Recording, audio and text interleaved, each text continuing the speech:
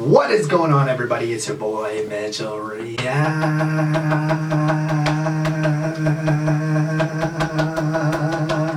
Thanks. And this is Mara. Okay guys, so today we're going to be looking at a very interesting video. It's titled JoJo Siwa is poor.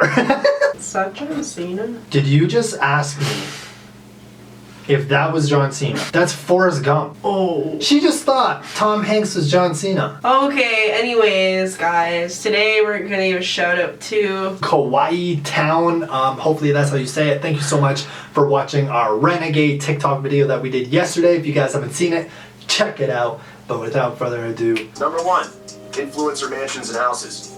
When you watch a video by an influencer or a popular YouTube blogger, they always seem to be staying in the most luxurious houses. The Cloud House, Team 10 House, and Jeffree Star's house all seem incredible and ridiculously expensive. Some of these houses, like the Team 10 House for example, are worth over $10 million. That's a lot of money for a millennial to afford. So how do they do it? Well, it turns out that these influencers either do not own the house they are living in or can't even pay the rent. One of the most prominent examples of this was a YouTuber named Kriya Tyler, who shot multiple vlogs and videos inside a very cushy LA mansion. Those who followed him believed that he had it made, as he would trash the place, throw lavish parties, and used it as a playground for his vlogs. As it turns out, he didn't even make rent for the last couple of weeks he lived in the house and left suddenly without warning. The owner of a line of properties, which included Kriya Tyler's house, then posted a video of the destroyed LA mansion as he went over the property and cataloged everything that was missing or damaged. Kriya Tyler would then have to pay for the rent he missed in the last few months he stayed there and the property that he damaged. Okay, who cares about this Kriya guy? Like, why is JoJo Siwa poor, dog? You know what I mean? It's not very different. Because she doesn't have a fancy YouTubers house. in Team 10 House actually own the house. In fact, the management team that owns Team 10 takes a cut of their paycheck in order to keep renting out the house, which is incredibly expensive. The pay cut is pretty big despite the fact that there were at one point 10 people living in the house. The illusion of wealth and property is a common trope. Yeah, but the thing is, Jake Paul's new house, he actually owns it. He's not renting it, he owns it. Like, he bought that house. Was there another Team 10 house though? Yeah, like back in the day. That's what he's talking about. Oh, yeah, like, cause like back in the day when Jake Paul used to like live on that street where like there'd be 105-year-olds outside of his house a day, like he was renting that, but his new house, like he owns it. Many YouTube bloggers and beauty channels. So how does this apply to JoJo Siwa? It's about as time. you can see in many of her videos, she has a very large house complete with many cars and a huge closet. Yo, that's her house? That's freaking dope. But is it actually JoJo Siwa? Yo, what is that, Mara? It's freaking dope. Freaking dope. Her family who are paying for this, or just a management team. If JoJo Siwa doesn't make as much as she makes it seems like in her videos, while it is unsure if JoJo Siwa is just renting the house she's living in, it is possible that her family is just staying there because a management team is paying for it. Number 2, did she not disclose her merchandise deal? I don't believe that. I didn't even catch any of that. I think basically is what he says, that like JoJo might not actually own the house. But dude, this is what I think. I think that her and her family do own the house. Dude, JoJo is rich. Those bows, I read something that like 1 year she sold over like 4 million bows in a year or something. Yeah, like her stuff is everywhere. I'm pretty sure there's like JoJo dolls. There's Like, the bows that like. Bro, she's rich, dog. Yeah.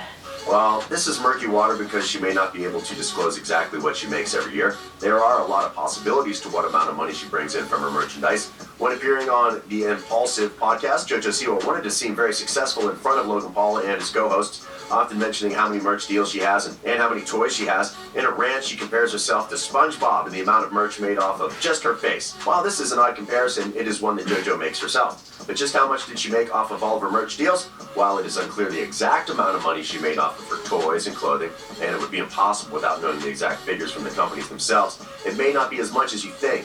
First of all, most of the money is going to the actual toy or clothing company that is making the product, not the licensor of the merch. In this case, a very small percentage of the actual profit is going to JoJo Siwa, so it's unlikely that she is making a crazy amount of money off of licensing deals. Number 3, tours don't make That actually does make sense. That does. You know, she's only gonna get a certain small number. But like they sold a lot. Yeah, I know. Like, she's still making millions a year. Like, at the lowest, I would say JoJo Siwa, at the very lowest, probably makes like 1.5 million a year. At the lowest, dude. Like, she's making bank. money unless you are a superstar. Starting in 2019, she embarked on tours across 52 cities, taking place in I don't know why this video is just like pissing me off for some reason. Because he's just not getting to the point. Like, is it to you? Like, I'm just getting like Yeah. aggravated watching this. I don't know why. Like, dude, don't know why. I don't know. I'm just getting fucking mad for some reason. Theaters, outdoor venues, and concert halls. This tour is mainly a musical tour, as JoJo wants to promote her variety of singles, including her hit Boomerang.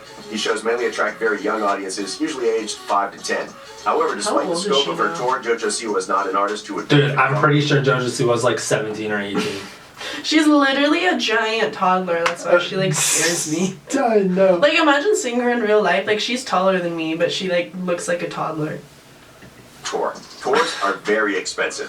Not only do you have to pay to play at venues, but artists must also pay for the equipment they use, the transportation, which usually means a tour bus or a van, but in JoJo's case it would be a bus, and they also have to pay their managers. This whittles away at the actual profit made from a music tour. Even then, the venues JoJo Siwa chose to play at, theaters and amphitheaters, are known to be the most expensive venues to play at, sometimes even taking 10% of the cut. While concert tours are great for well-established artists who have a solid base that will go out to see them when they play their shows, artists who go on their first tour rarely make much money. Often smaller artists will tour mainly to get their name out there, as the exposure is worth more than the actual profit made on the tour. More evidence of JoJo Siwa's draw is the fact that there are no openers on this tour, meaning that she does not have enough money to split with one or two supporting acts who would go on before her. Overall, touring would not make JoJo Siwa that much money, so it's definitely an odd choice for a business venture. Number 4, YouTube ad revenue does not pay well. Yeah, actually, he has a great point right here. YouTube is JoJo Siwa's Great point. Great point. Especially nowadays. Mitchell, you Great can't point. just keep pausing it in the middle of a sentence. I'm freaking mad, bro. Freaking mad. income with the YouTube. Now you have a. Oh, look at the turtle! I just want Oh! to kick my laptop. YouTube channel having well over 10 million subscribers. Listen. And her videos averaging over 3 I really need to hear what he says about AdSense. million views. The YouTube payment system has Then play it. changed over the years. AdSense used to be far more lucrative for creators than Stop. I knew you were Stop. about to, so. Just stop. it currently is in 2020. YouTubers now have to supplement their income with merch sales, sponsors, and Sorry, I just didn't know that Kelly Clarkson has her own show. Oh my god. Everyone's gonna be like, you guys bought so much. Stop. Patreon accounts. Despite being her main source of income, JoJo Siwa's videos would not make her a lot of money in comparison to being on a Disney show like other stars her age. The average CPM on YouTube used to be $1 for every 1,000 views. That rating has since dropped, and the pay from YouTube is not nearly as lucrative as it used to be. Sometimes videos on channels get demonetized, meaning she's not making any money from them. There is also the possibility that a video gets shunned by the algorithm on YouTube, and this will prevent it from growing in popularity and be able to be seen by more viewers. In addition, JoJo Siwa's content is not the type of content that is produced cheaply. Although her vlogs would be the most cost-effective. Dude, I just remember. Let me get all deep for a second. Sorry, JoJo, this video's about me now. And Mara. You want to be a part of it? Yeah, Too because bad. that's freaking dope. Too bad. This is all about me. It's my time to shine. Can you fan me while I speak? Alright. A little faster, please. Alright, guys, so if you didn't know, I started YouTube in 2016. It used to be the best website on earth. Everything was amazing. Now, I'm sweating. Now, I don't really want to talk smack about it because it's still good, but I have to pee so bad. yeah, that's how we're just gonna talk about YouTube. Like, that's it. I would rather go pee. Okay, none of this is making sense. In her arsenal, her challenge videos and prank videos do require a vast array of setup and props to use. These items often cost a large amount of money, and that would make her profit margin significantly smaller. It seems that her YouTube channel would not be her best source of income. Number 5, the makeup kit scandal. In June of 2019, JoJo Siwa's makeup kit was pulled from stores across the country. The reason for the makeup kit's ban was because the FDA found traces of asbestos in the makeup kit. This was understandably a big deal, as the child's product that contains asbestos is not suitable to be put on their face. As a result of the pulled products and the ensuing recall of all JoJo Siwa makeup products, JoJo Siwa most likely did not make any money on her makeup line. This may not have been a huge blow to her income, but it is still a lost business venture. 6. She is a minor. This is possibly the most important aspect of evaluating JoJo Siwa's wealth. While her parents may be rich, and in the future she could inherit a lot of money, as of today and for the next 2 years she's still a minor, and as a result, her funds are completely controlled by mom and dad. That's true. That is sick. You know what we need to do? We need to have a kid who's like the next JoJo Siwa. Yeah. That's our goal. That's one good reason to have a child right there. I'm joking, guys.